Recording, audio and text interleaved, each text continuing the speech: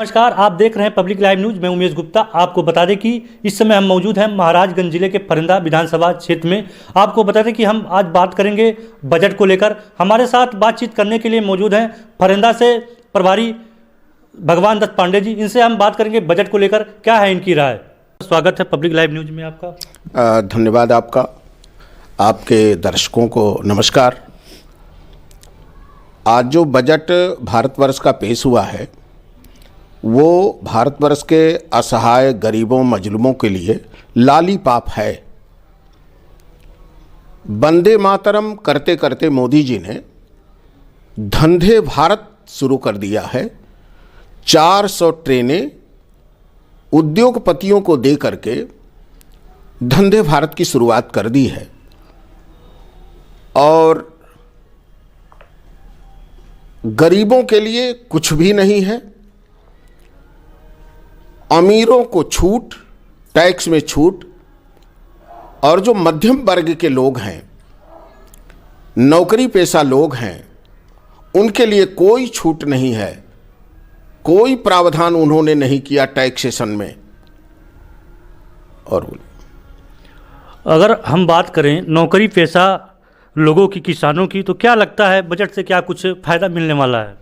बिल्कुल नहीं। यूरिया तो नहीं मिल पा रही है, और क्या मिलेगा। किसान परेशान है और एमएसपी पर गारंटी जो देनी चाहिए थी मोदी जी को, वो जनता को, किसानों को एमएसपी पर गारंटी नहीं दे रहे हैं। और वो धान जो 1700-1800 रुपये मूल्य है वो 1100-1000 पर बिक रहा है। आपके सामने है, कोई छुपा नहीं है। बजट में क्या कुछ है मानते हैं? कुछ किसानों के लिए, आम आदमी के लिए क्या कुछ है इसमें? कुछ मानते हैं कुछ है? आम आदमी के लिए तो कुछ भी नहीं है, जीरो है एकदम बिल्कुल। वही जो 5 किलो राशन दे करके और अपना झोला दे करके प्रचार प्रसार कर रहे हैं वही रह गया है। केवल भ्रम में डाल करके समाज को लूटने का काम कर रहे हैं। ये समझिए कि मैं अगर महाराजगंज की बात करूं तो जो बजट में आना चाहिए था, हमारे सांसद पंकज चौधरी जी हैं, वो आज बजट पेश कर रहे हैं। साथ में हैं वित्त मंत्री जी के और पदाधिकारी हैं। और महाराजगंज आज तक रेलवे से नहीं जुड़ पाया और बजट में आज भी कोई प्रावधान नहीं है। ये महाराजगंज के लिए बहुत ही निराशा का विषय है। दूसरी चीज़, फरेंदा विधानसभा उनके लोकसभा के अंतर्गत आता है और गणेश शुगर मिल आप देख रहे हैं इतने वर्षों से बंद पड़ी हुई है। अगर गणेश शुगर मिल ही चला दी जाए, बजट में प्रावधान कर दिए होते, तो भी आम गरीब किसान के लिए, फरेंदा विधानसभा के लिए एक अवसर प्राप्त होता जो पहले मिला हुआ था। लेकिन आज उससे भी महरूम है जनता। तो क्या कहा जाए कि किसानों के लिए वो क्या कर रहे हैं? कुछ भी नहीं है, जीरो है। सैटेलाइट से पुआल जलता हुआ तो वो देख लेते हैं, लेकिन 300 किलोग्राम आरडीएक्स उनको सैटेलाइट से दिखाई नहीं देता। यही तो है बजट और यही तो उनकी विचारधारा है। इनकम टैक्स में क्या कुछ देखने को मिल रहा है? बिल्कुल, इनकम टैक्स में कोई उन्होंने प्रावधान नहीं दिया, कोई बदलाव नहीं। बिल्कुल जो पुराना है वही आज भी चला रहा है। पहले आज के माने 2015 में ही कहा था वित्त मंत्री जी ने कि इनकम टैक्स में 5 लाख तक आयकर रहित कर दिया जाए, कोई टैक्स न लिया जाए। लेकिन वह भी आज भी इस बजट में भी घोषित नहीं हुआ कि 5 लाख जो है वो आयकर रहित रहेगा। वहीं 75 जिलों में डिजिटल बैंकिंग यूनिट भी स्थापित करने की घोषणा की गई है। क्या मानते हैं आप?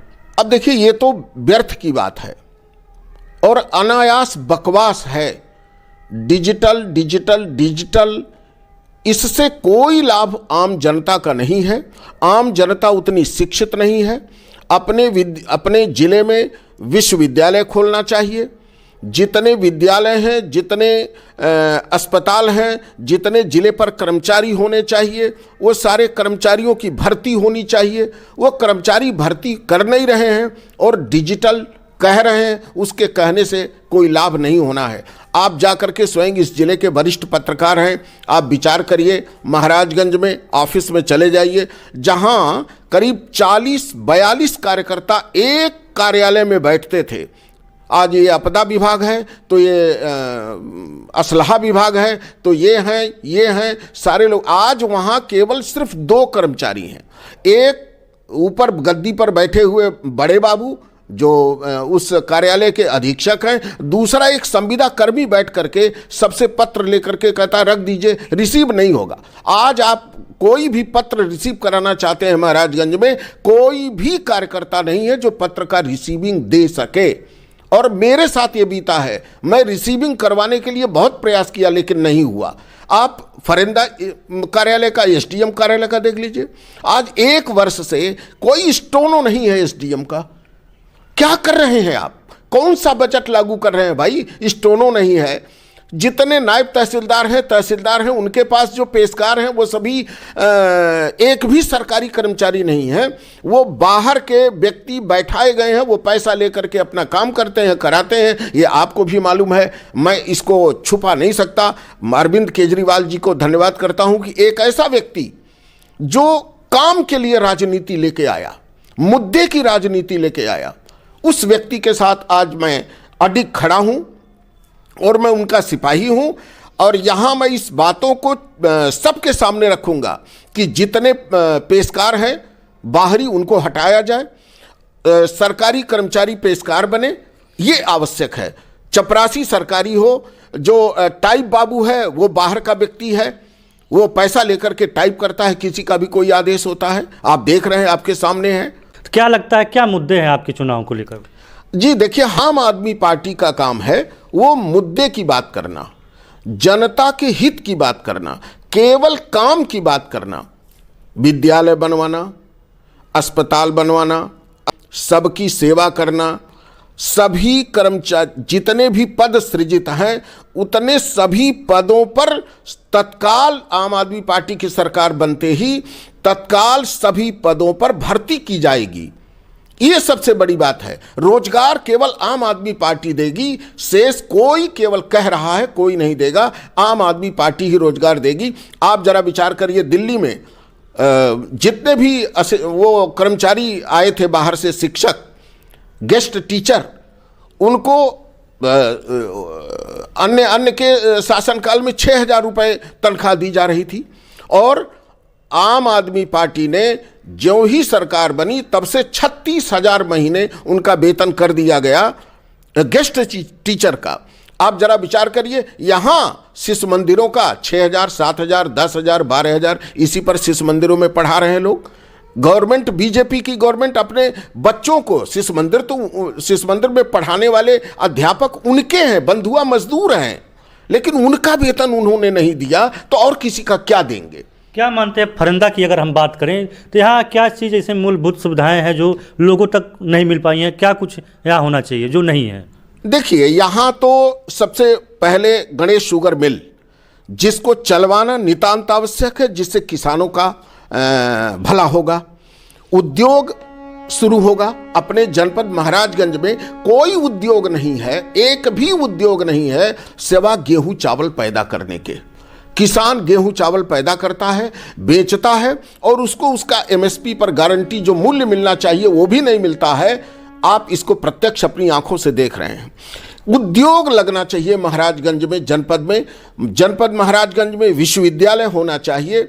जनपद महाराजगंज में रोडवेज, इतने दिनों से आप देखिए, सोनौली रोडवेज है, आप महाराजगंज में जाइए रोडवेज है, लेकिन जो फरेंदा केंद्र है, जहाँ से जंक्शन है, यहाँ से नौगढ़ और लखनऊ के लिए भी गाड़ियाँ उधर से जाती हैं, नौतनवा जाती हैं, गोरखपुर जाती हैं, यहाँ तो जंक्शन है, यहाँ पहले रोडवेज की स्थापना होनी चाहिए। व्यक्ति ने जमीन भी दिया हुआ था, यह आपको मालूम होगा, व्यक्ति ने फ्री में बिना पैसे के जमीन दिया था, चौधरी परिवार ने, लेकिन उसको भी सरकार नहीं ले सकी। आश्चर्य की बात है कि आप जमीन पा करके भी आप बना नहीं सकते। तो और क्या कहें हम बीजेपी गवर्नमेंट के लिए। मैंने बहुत सारा काम अपने मुख्यमंत्री योगी आदित्यनाथ जी के साथ में किया है हमने। और कई बार मैं जेल भी गया हूं उनके साथ काम करने के नाते। लेकिन आज जो परिस्थिति है वो बहुत ही विभत्स है। हिंदुत्व के आधार पर जीवन जीना सामान्य केवल वो कला है। हिंदू हिंदू कह करके भूखे पेट सो करके हिंदू कब तक राम राम भजेगा। भूखे भजन न हो ही गोपाला, ले ले अपन कंठी माला। क्या है भाई, हम भूखे रह करके, निर्वस्त्र रह करके, बेघर रह करके क्या प्राप्त कर सकते हैं। आपसे मैं एक बात और कहना चाहता हूं। अपने 189 ग्राम सभाएं हैं फरिंदा विधानसभा में, लगभग सभी ग्राम सभाओं में मैंने अध्यक्ष, ग्राम अध्यक्ष और 372 बूथ हैं, 77 बूथ हैं। सभी, क्या आश्चर्य है, लोगों के घर सजौती जल रही है कड़ुआ तेल से। चुल्लू भर पानी में डूब बनना चाहिए ऐसे प्रधानमंत्री और ऐसे मुख्यमंत्री को कि उसके देश का नागरिक कड़ुआ तेल से जो है सजौती जला रहा है। ये आप जा करके प्रत्येक गांव में देखिए। हमने कई लोगों की लिस्ट दिया है, साहब इनके यहाँ लाइन जोड़ दीजिए यहाँ विद्युत विभाग पर। लेकिन उन लोगों ने कहा कि भाई हमारे यहाँ फ्री कोई काम नहीं है, आप हमको पैसा जमा करवाइए तो हम लाइन दे देंगे। ये स्थिति है। सजौती नहीं है गरीब किसान के घर। आप कहते हैं घर बनवाना, आप कहते हैं दीनदयाल जी का अंतिम मानव तक अंतिम पायदान पर पहुंचना, और अंतिम पायदान को तो आपने मरने के लिए छोड़ दिया। मोदी जी, योगी जी, अंतिम पायदान के रहने वाले व्यक्ति को आपने मृत्यु के कगार पर कर दिया है। उसके घर सजौती नहीं जल रही है। सरकार का कहना है कि विकास की गंगा बही है, सड़कों का जाल बिछ गया है, क्या कहेंगे आप? विकास तो उद्योगपतियों का हुआ है। 1 लाख उद्योगपति थे, अरबपति, वो आज 1,42,000 उद्योगपति हो गए हैं और अरबपति हो गए हैं। गरीब बिल्कुल परेशान है। इन्होंने सड़कें जरूर कुछ बनवाई हैं, ये ठीक बात है, क्यों, जो हुआ उसको माना जाएगा। लेकिन उन सड़कों का जो मानक है वो मानक कहीं भी लागू नहीं है। आप जाकर के देखिए, सड़कें टूट, आप एक हथौड़ा मारेंगे सड़क टूट जाएगी। तो ये तो कोई औचित्य नहीं है। ऐसी सरकार तो बहुत सारी सरकारें थी भाई, कांग्रेस भी वही थी, सपा भी, बसपा भी, सारे लोग तो वही कर रहे थे, ये भी वही कर रहे हैं। तो क्या मतलब है आपसे? अब तो आम आदमी पार्टी की जरूरत है जो मजबूत सड़क बनवाए, जो मजबूत अस्पताल बनवाए, जो सभी बेरोजगारों को रोजगार दे। रोजगार भत्ता देने के लिए घोषणा किया है आम आदमी पार्टी ने 5,000 रुपए प्रति व्यक्ति प्रति बेरोजगार को। अब जरा विचार करिए, जब तक आपका रोजगार नहीं लग जाता तब तक 5,000 रुपए महीने। तो ये सबसे अच्छी बात है। महिलाओं को फ्री बस यात्रा दिया उन्होंने, प्रत्येक महिला को 1,000 रुपए महीने देने के लिए आम आदमी पार्टी ने कहा है। तो ये तो बहुत अच्छी बात है भाई। मुद्दे की बात, काम की बात, जनता के हित की बात, ये जो करे वही हमारा नेता है, वही हमारा राजनेता है, वही देश पर राज करेगा जो जनता का काम करेगा। बहुत बहुत धन्यवाद। ये थे हमारे साथ आम आदमी पार्टी के भगवान दत्त पांडे जी। इन्होंने बेबाकी से बजट को लेकर और विधानसभा चुनाव को